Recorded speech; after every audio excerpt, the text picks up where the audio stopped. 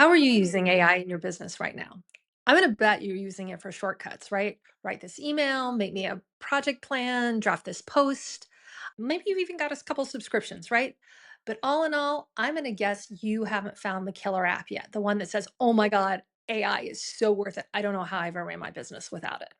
Well, I think part of the problem is that you're using AI like a sledgehammer when you actually need to be using it like a scalpel. In today's episode, we're talking about how you can get real ROI from AI, but you're going to have to be strategic about it.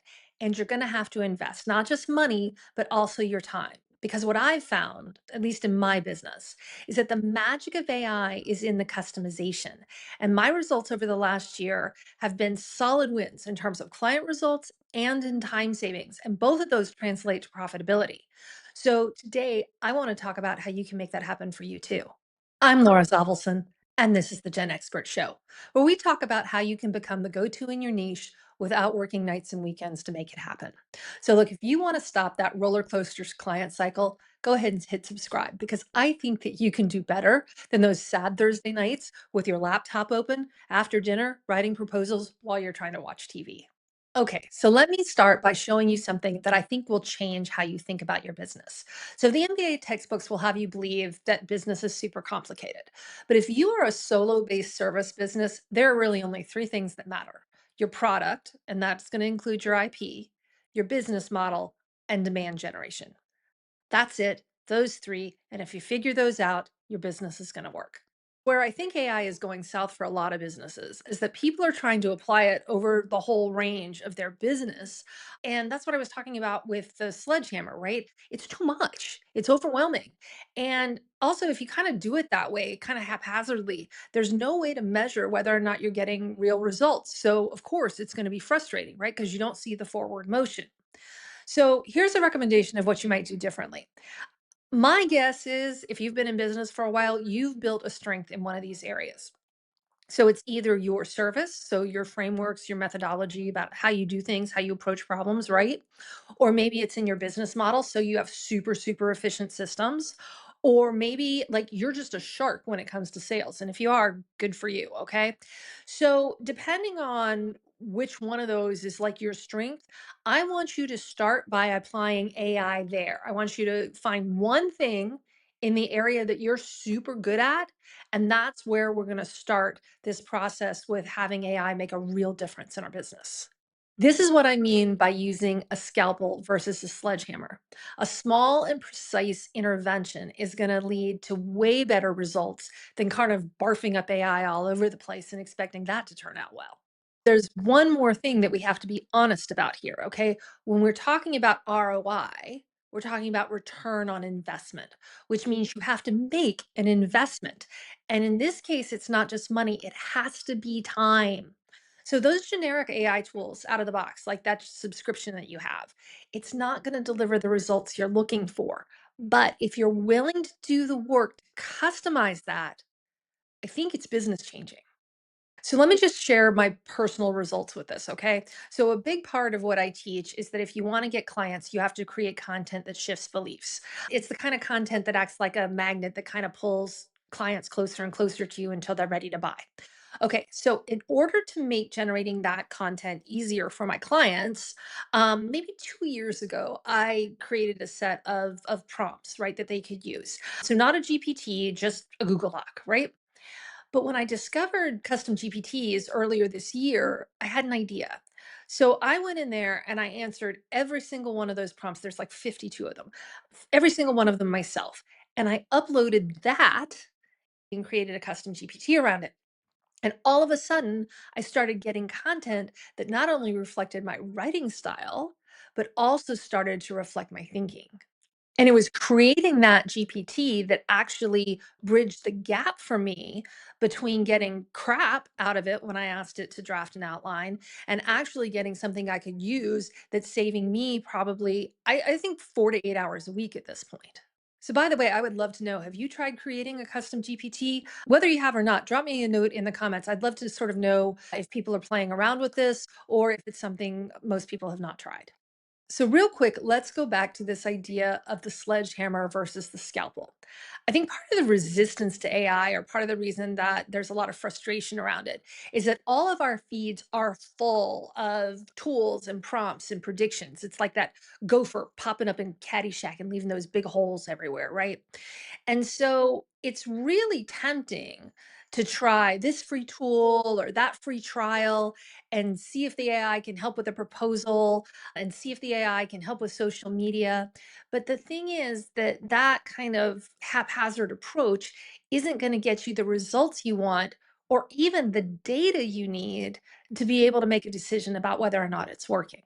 I think there are two key shifts that are required in order for anybody to get ROI for their business out of AI, and they go hand in hand. The first is that you have to be willing to invest the time to customize the tools. So if you skip that part, you're just going to get frustrated because you're just going to get crap. And I think the second thing is that the AI does much better with a narrower focus.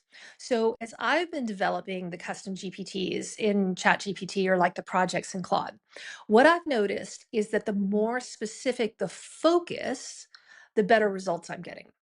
So, like, instead of just having a brand voice tool that I push all my writing through, right? I have a tool that helps me create YouTube scripts. I have another tool that just does nothing but write hooks. And then I have another one that just does LinkedIn posts. And since I changed to doing it that way, the difference in the quality of my results, it's just night and day. So, the question I want you to have running through the back of your mind as you listen to the rest of this episode is where in your business could you take a deep and precise approach with AI? So we'll start high level. Start with your strength. Is it, your product or is it your systems or is it your demand generation, right?